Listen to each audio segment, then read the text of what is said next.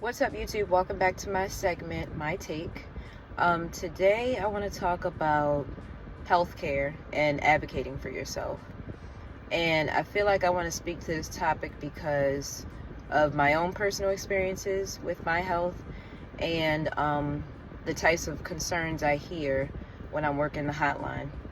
Now, I'll get into myself later, but I do want to just talk about how I have these variation of calls with the hotline. So I work for a nonprofit that services all of the crisis lines throughout the United States. However, since the nonprofit is based in PG County, we also answer CPS and APS calls as well as 211 calls through PG County.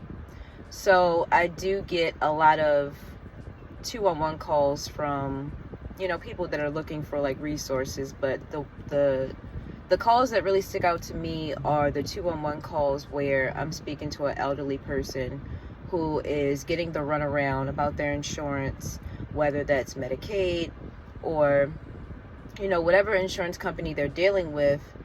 They have to get this ridiculous runaround. They're out of medication. Sometimes these are patients who were on anxiety medication, and for whatever reasons their insurance doesn't cover it anymore, and they're just out of medication for weeks and months at a time. And it's really difficult because there's only but so much that I can do. I can look into resources for them. I can give them the nurse advice hotline, but it just really sucks because they're really in a crisis and everything is not always covered, depending on what type of illness you have. The policies can change, the coverage changes, and you're stuck with a bill that most likely is difficult to afford. And as far as myself and just advocating for myself when it comes to healthcare, I don't even know where to start. I feel like because nothing has yet to be resolved, it's just like, where do I even start with this? Okay, so back when I was 16, I was having a lot of joint pain, especially in my knees, and I went to my pediatrician, and he did find positive ANA, which are antibodies that work against you instead of for you. And in my case, it was causing inflammation in my joints. So that was found when I was 16. So my doctor wanted me to go on a gluten-free diet, and I wasn't having it. I mean, I was in there crying, acting a fool, because I love snacks, I love cookies, and they were like gluten-free, and I was like, no. And he wanted to put me on a gluten-free diet. He wanted me to keep being screened for lupus. So I never went on that goddamn diet. Never happened. I ended up going to college 2 years later on no type of diet, still having the joint pain, and I just really did not take anything seriously for the most part.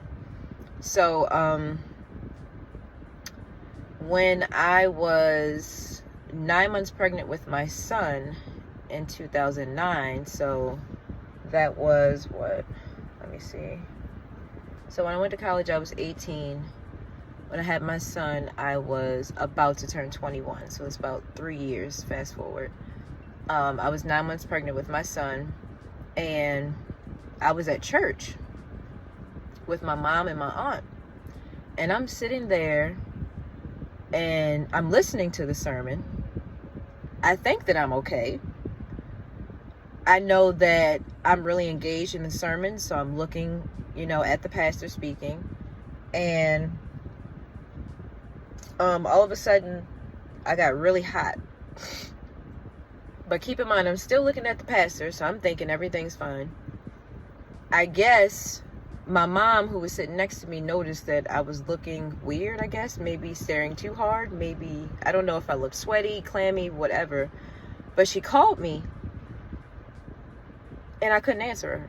Like, I could hear her, but I couldn't answer her. I couldn't break the stare. I couldn't answer her. I couldn't move. And she's calling me. This is in the middle of church, in the middle of the sermon. She's calling me. I can't answer. I'm just staring forward.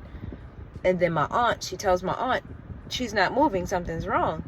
So my aunt, she yelled out, somebody get me some ice. And someone ran in the back, they got me ice, they put it on my neck, and they held it there for I don't know how long, but then I started blinking and I'm able to move and turn and talk. But my speech was a little slurred. And my mom was like, oh my God, thank God you knew to put the ice on her neck, or maybe she would have passed out. So they took me to the hospital, and because I was pregnant, you know, it's really hard to really tell what happened. So I saw a doctor, and they were like, oh, well, you know, when you're pregnant and maybe you didn't eat enough, so you need to keep snacks with you. Maybe your sugar was low, like all these things, right? So after I had my son, I don't think I had those episodes is what we kind of call them now. I didn't have one for maybe like a year or two. And then at one point, I think when I was like maybe 23, 24, they kept happening like every 2 weeks. It was like no matter what I was doing, it would happen. I would get really hot, really clammy, and then I can't move, I can't talk. And it was the weirdest thing. And when I tell you, I can't even count how many neurologists I've seen since my early 20s. Crazy.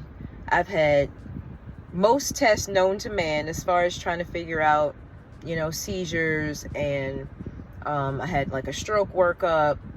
I've been hospitalized, and all of my results are crystal clear, fine.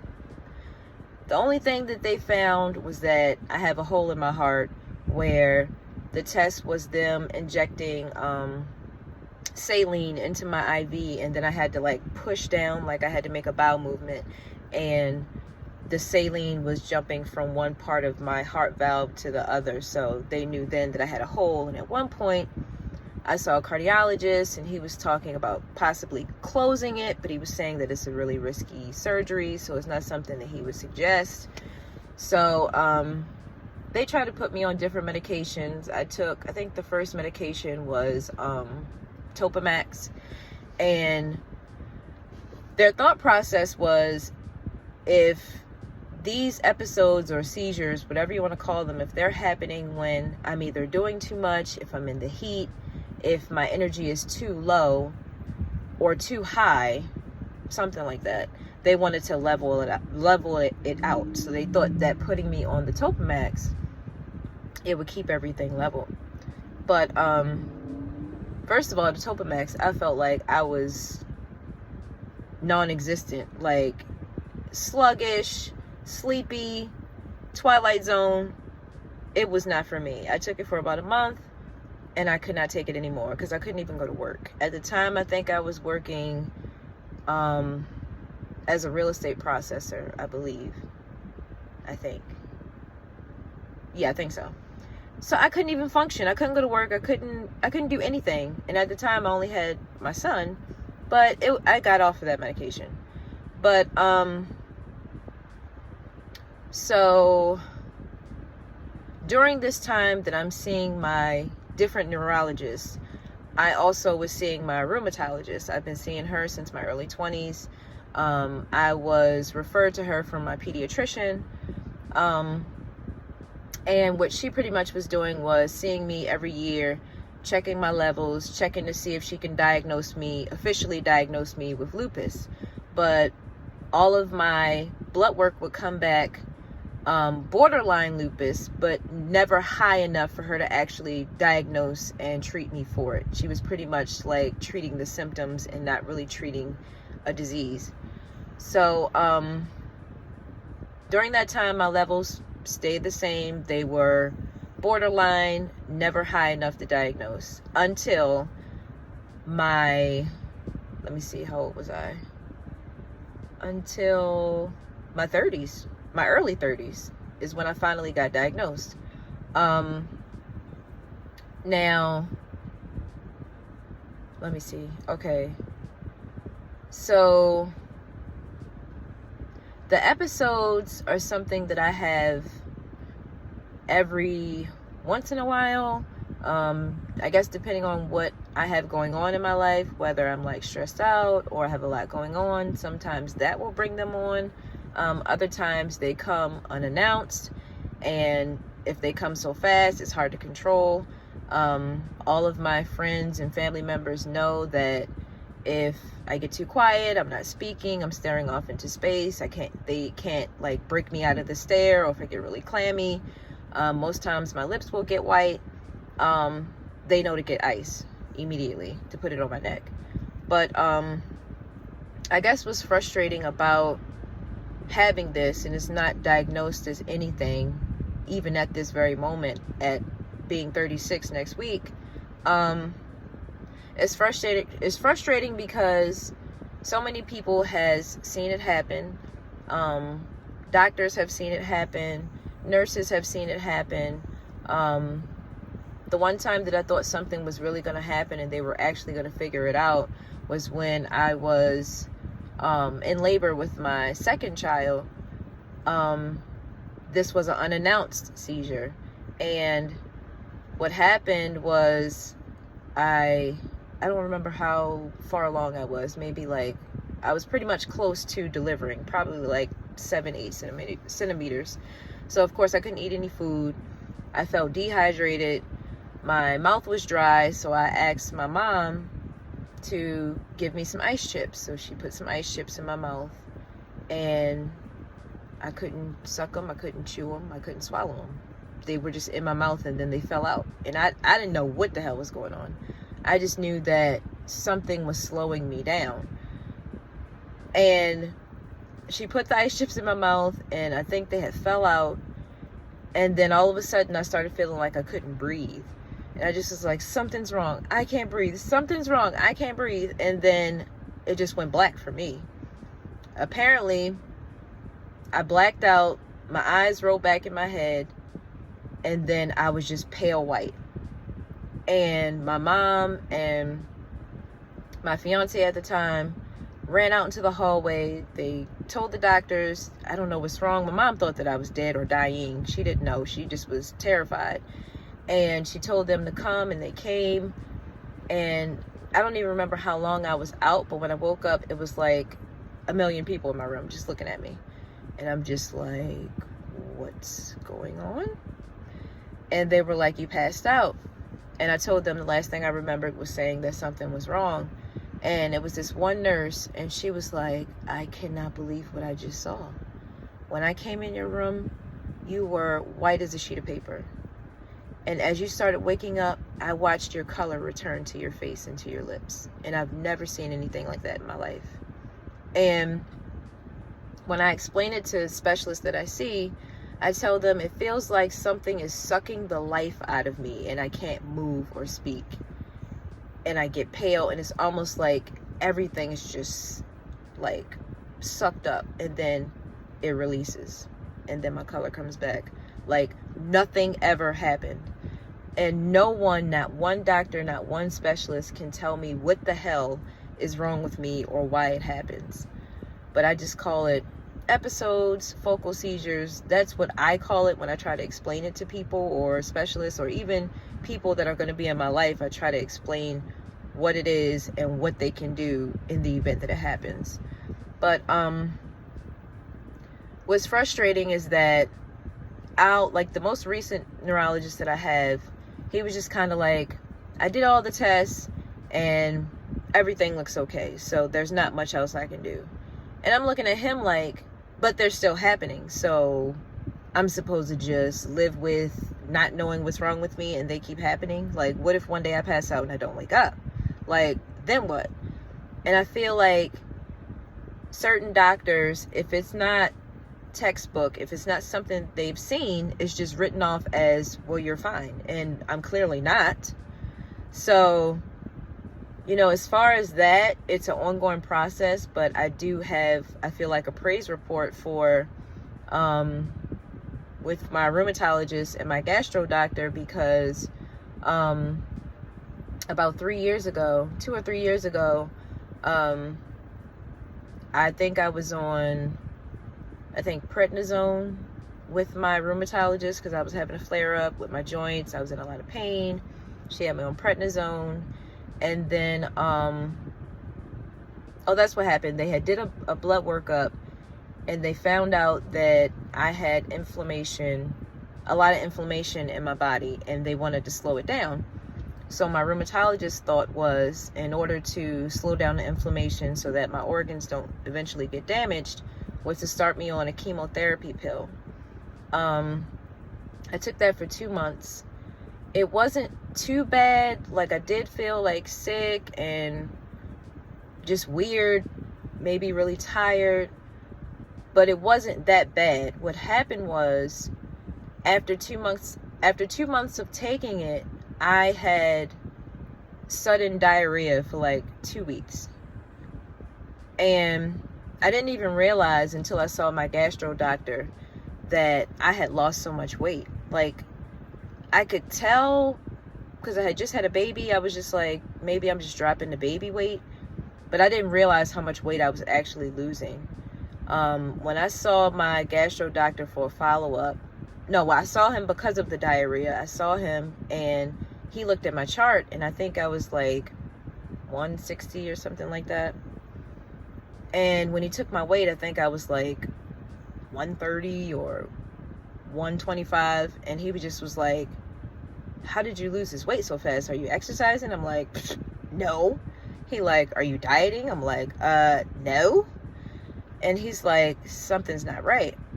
So originally I was there because of the diarrhea, and I was telling him what medications I was on, and he was like, okay, well, we're going to stop the chemotherapy pill for now, and we need to figure out what's going on.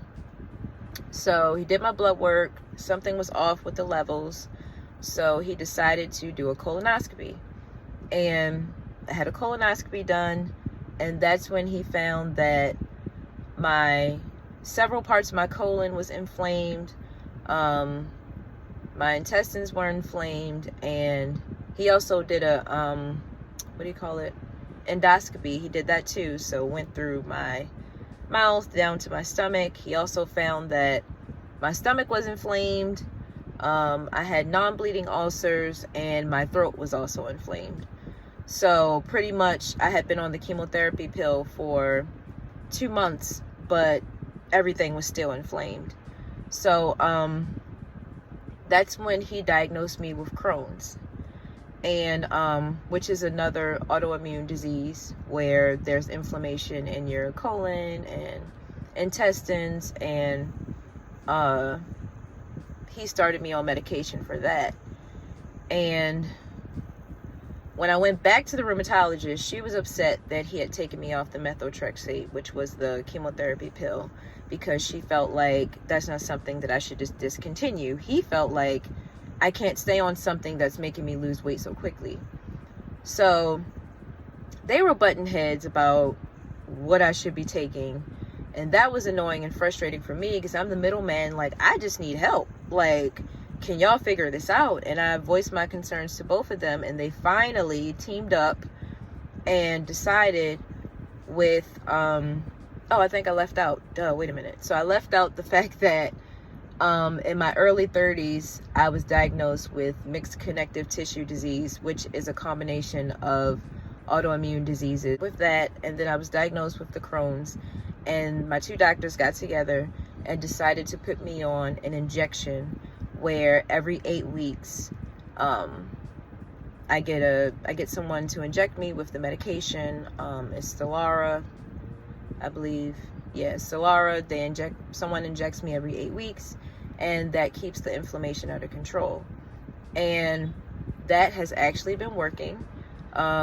I still have joint pain every now and again. Sometimes it's really bad that I have to take pain medication, which now I have a pain specialist that prescribes me pain medication. So there has been some progress with the things that I have going on, but I had to advocate for that. And shout out to someone that I went to school with at Hampton. Her name is Joyce, and I had reached out to her for advice because we were dealing with some of the same illnesses, and I just was trying to figure out, what do I do if I go to this doctor and they want me to take a medication that I don't want to take? They're not really helping me with pain management. Like, what do I do? And she just was expressing to me, like, you have to advocate for yourself. And I did. And I went to those specialists and I'm just like, we need to figure this out. Like, I'm in pain. Like, my body is inflamed. Like, what are we going to do? Like, I need you guys to be on the same page, like, as my specialist. And we finally got there. But I'm still trying to figure out, what to do with the episodes that I have. I do have a neurologist. This is the same neurologist who recently told me last year, the end of last year, everything looks fine and there's not much else I can do. So that has been a sitting duck. And as far as pain management, that is under control. As far as keeping the inflammation under control, that has been working. But it's a long process. It's a long, drawn out process. Thankfully, my insurance does cover the specialists that I see, that I've actually been seeing since my early 20s. And I just feel for people who have to deal with these challenges and they're not really getting any type of help. They're not getting to the bottom of things. They're not able to get the medication that they need, and they're just kind of suffering. And a lot of the calls that I get, the people are mentally frustrated due to their physical pain, like these illnesses that are not getting the medication that it needs. It's now affecting their mental state because they're constantly in pain. And it's really sad, and it really sucks. And I just feel that healthcare could do better. I do feel that they need to make matters, more urgent, and they need to find a way to cut out this whole runaround that people get, because it's frustrating. And when you're in excruciating pain, or when you're not feeling up to doing things, the last thing that you want to do is to be stuck on Google trying to find resources. And that's where I come in with the work that I do. I take away that extra stress of trying to find the resource that's going to get you speaking to someone that you need to speak to in regards to your insurance provider. I take away that stress, and I'll deep dive or rabbit hole, if I have to, into finding them the resources that they need. And it feels so good at the end of the day to be a part of a process that is flawed in a way, to be a part of the process and making things smoother for people that are, dealing with these things. But that was kind of long, but that is my take on healthcare and just simply advocating for yourself. And I encourage everyone, if you feel like you don't know how to move forward,